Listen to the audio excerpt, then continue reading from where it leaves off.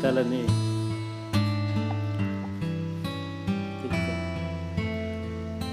దాదాపుగా కొలిక్కొస్తాను.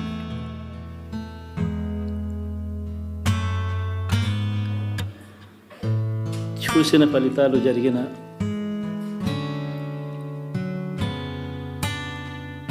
పరిస్థితులు చూస్తే నిజంగా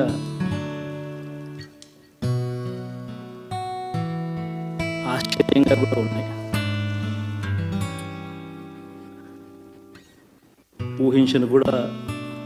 ఊహించలేదు ఇలా జరుగుతుంది, ఇలా వస్తాయని. బట్ ఎస్,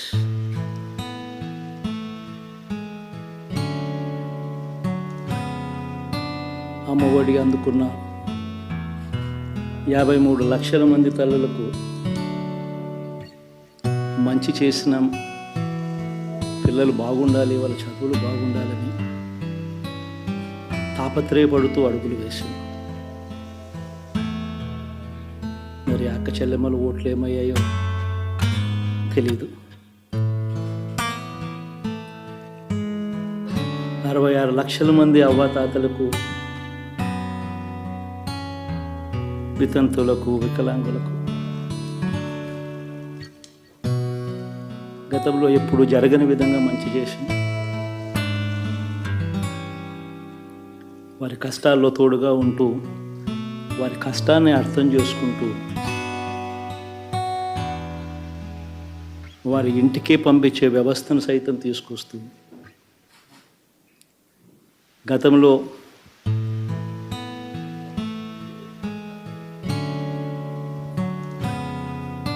మా ప్రభుత్వం అధికారంలోకి రాకముందు ఇస్తా ఉన్న చాలని పెన్షన్ నుంచి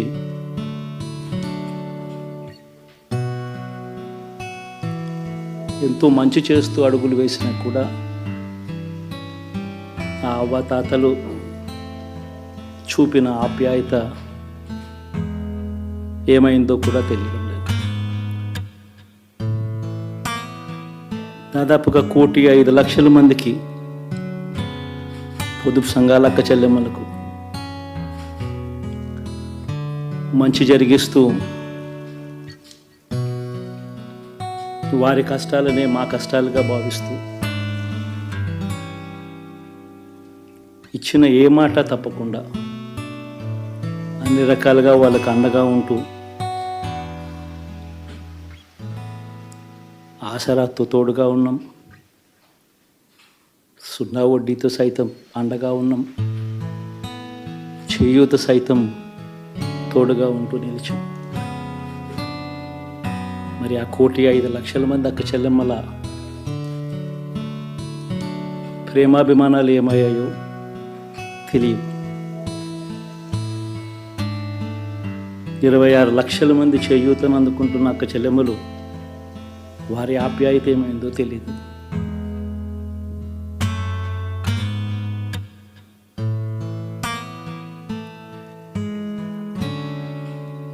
పిల్లల చదువుల కోసం ఏ తల్లి ఏ తండ్రి ఇబ్బంది పడకూడదు అని మొట్టమొదటిసారిగా పూర్తి ఫీజులు ఇస్తూ తీసుకొచ్చి అందగా నిలిచాం. చదువుల్లో ఎప్పుడూ చూడని మార్పులు తీసుకొచ్చాం. దాదాపుగా 12 లక్షల మందికి సంవత్సరానికి మంచి జరిగిస్తూ, ఆ పిల్లలు, ఆ తల్లుల అభిమానం ఏమైందో కూడా తెలియదు.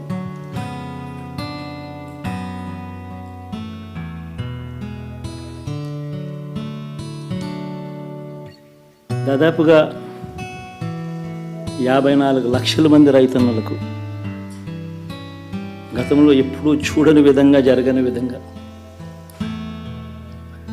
పెట్టుబడికి సహాయంగా అందించే కార్యక్రమం మొట్టమొదటిగా జరిగింది మన ప్రభుత్వం వచ్చాకే.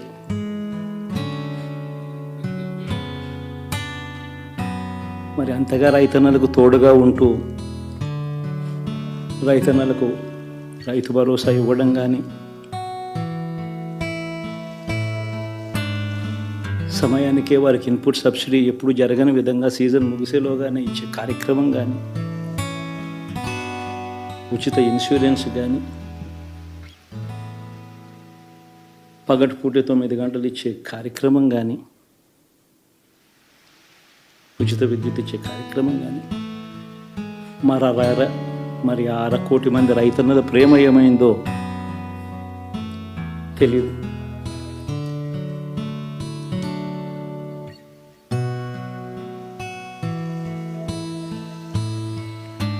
మరి ఇన్ని కోట్ల మందికి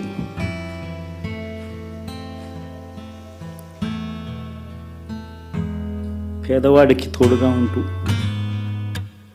ఆటో డ్రైవర్లు నడుపుకుంటా ఉన్నవాళ్ళు, ఆటోలు తోలుకుంటూ టాక్సీలు తోలుకుంటూ ఇబ్బంది పడకూడదని వారికి అండగా ఉంటూ వాహనమిత్ర, నేతన్నలకు అండగా ఉంటూ నేతన్న నేస్తం, మత్స్యకారులకు తోడుగా ఉంటూ మత్స్యకార భరోసా, ఫుట్పాత్ మీద చిన్న చిన్న ఇడ్లీ షాపులు పెట్టుకొని నడుపుకుంటూ, చిన్న చిన్న బంకులు పెట్టుకొని నడుపుకుంటూ, చిన్న చిన్న వ్యాపారాలు చేసుకుంటా ఉన్న వీళ్లకు, నా అక్క చెల్లెమ్మలకు, నా అన్నదమ్మలకు మంచి జరగాలని ఆరాటపడుతూ వాళ్ళకు ఒక తోడు,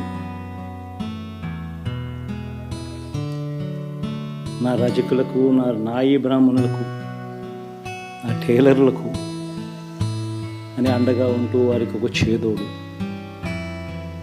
మరి ఇన్ని లక్షల మందికి ఇంత మంచి చేసి, ఇన్ని కోట్ల మందికి, లక్షలు కూడా కోట్ల మందికి మంచి జరిగించి, ఎప్పుడు జరగని విధంగా మేనిఫెస్టో అంటే ఒక చెత్తబుట్టలో పడేసే డాక్యుమెంట్ కాదు. ఒక మేనిఫెస్టో అంటే ఒక బైబిల్ అని, ఒక ఖురాన్ అని, ఒక భగవద్గీత అని మొట్టమొదటి రోజు నుంచి కూడా భావిస్తూ ఏకంగా 99% వాగ్దానాలు అమలు చేసి, అంతే చిత్తశుద్ధితో ఆ మేనిఫెస్టోను కూడా అక్క చెల్లెమ్మల ఇట్లకు తీసుకొని వెళ్ళి చూపించి మీరే టిక్కు పెట్టండి అనే నిబద్ధత గల ప్రభుత్వంగా పనిచేసి, ఇప్పుడు జరగని విధంగా పిల్లల చదువులు, పేదరికం పోవాలి అని అంటే పిల్లల చదువులకు క్వాలిటీ ఎడ్యుకేషన్ అవసరం అని మొట్టమొదటిసారిగా ఇంగ్లీష్ మీడియంను వ్యతిరేకిస్తున్న వాళ్ళందరూ పెత్తందారులతో యుద్ధం చేసి సైతం పిల్లలకి ఇంగ్లీష్ మీడియం తీసుకొని రావడమే కాకుండా టోఫుల్, ఐబీ లాంటి కళలు కూడా కలం ఆ పేద పిల్లలకు అండగా నిలబడాలని, తోడుగా ఉండాలని, వారి చరిత్రలు మార్చాలని, ఎప్పుడు చూడని విధంగా గ్రామ స్థాయిలోనే సచివాలయ వ్యవస్థ, వాలంటీర్ల వ్యవస్థ తీసుకొచ్చి ప్రతి ఇంటికి సేవలు అందించే కార్యక్రమం చేసి, వివక్ష లేకుండా, కరప్షన్ లేకుండా దాదాపుగా 2,70,000 కోట్ల రూపాయల పైచిలకు ఇంటి వద్దకి అందించగలిగాం.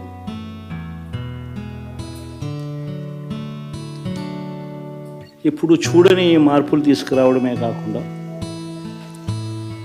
ఒక చదువుల రంగం అయితేనేమి, ఒక విద్యారంగం, ఒక వ్యవసాయ రంగం అయితేనేమి, ఒక వైద్య రంగం అయితేనేమి, ఏ పేదవాడు ఎప్పుడూ ఇబ్బంది పడకూడదు అని ఎప్పుడు ఊహించని విధంగా మార్పులు తీసుకొస్తూ పేదవాడికి అండగా నిలబడ్డాయి. విమెన్ ఎంపవర్మెంట్ అంటే ఇది, మహిళా సాధికారత ఇది అంటే ఇది అని ప్రపంచానికి చాటి చెప్పగలిగాం.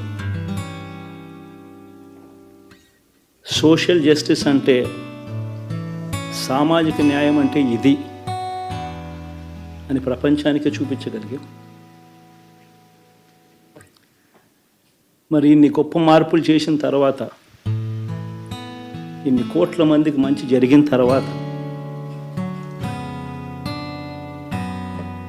మరి అభిమానం ఏమైందో, ఆప్యాయత ఏమైందో తెలియదు.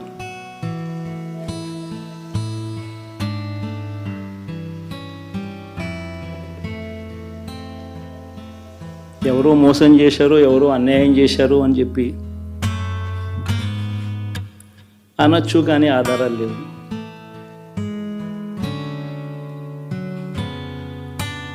ఏం జరిగిందో దేవుడికి తెలుసు. పెద్ద నేనైతే చేయగలిగింది ఏమీ లేదు. ప్రజల తీర్పు తీసుకుంటాం, కానీ మంచి చేయడానికి మాత్రం ప్రజలకు తోడుగా ఖచ్చితంగా ఉంటాం. వాయిస్ ఆఫ్ ది వాయిస్లెస్ కింద ఈ పార్టీ తాను చేయాల్సిన పని తప్పకుండా చేస్తుంది. పేదవాడికి అండగా ఉండే కార్యక్రమంలో ఎప్పుడూ కూడా పేదవాడికి తోడుగా ఉంటూ గలం విప్పుతుంది, పేదవాడికి అండగా నిలుస్తుంది. పెద్ద పెద్ద వాళ్ళ కూటమి ఇది, ఢిల్లీలో సైతం శాసించే పరిస్థితుల్లో ఉన్న కూటమి ఇది. ఆ కూటమిలో ఉన్న బీజేపీకి, ఆ కూటమిలో ఉన్న చంద్రబాబు గారికి, ఆ కూటమిలో ఉన్న పవన్ కళ్యాణ్ గారికి, అందరికీ కూడా వాళ్ళ గొప్ప విజయానికి అభినందనలు.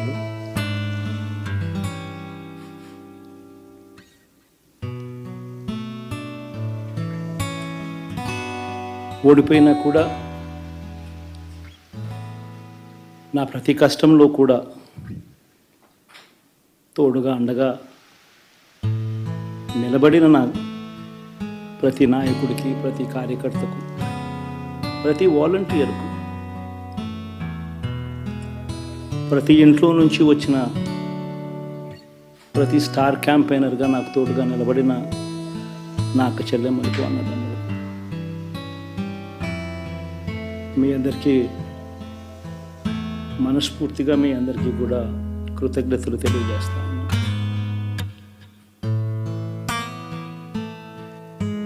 ఏం జరిగిందో తెలియదు, కానీ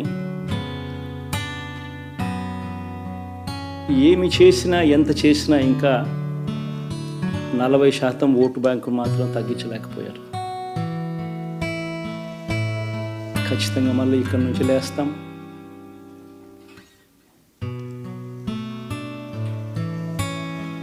మళ్ళీ ఇక్కడి నుంచి గుండె ధైర్యంతో నిలబడి మళ్ళీ లేస్తాం. ప్రతిపక్షంలో ఉండడం కొత్త కాదు, పోరాటాలు చేయడం అంతకన్నా కొత్త కాదు.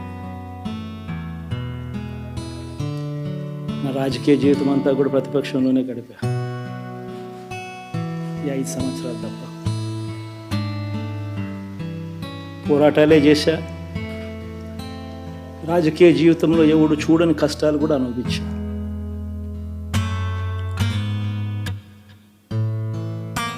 ఇప్పుడు అంతకన్నా కష్టాలు ఏదైనా పెట్టినా కూడా సిద్ధంగా ఉన్నాం, సిద్ధంగా ఎదుర్కొంటాం. ఆల్ ది వెరీ బెస్ట్ గవర్నమెంట్లోకి వచ్చిన వాళ్ళకు. Thank you.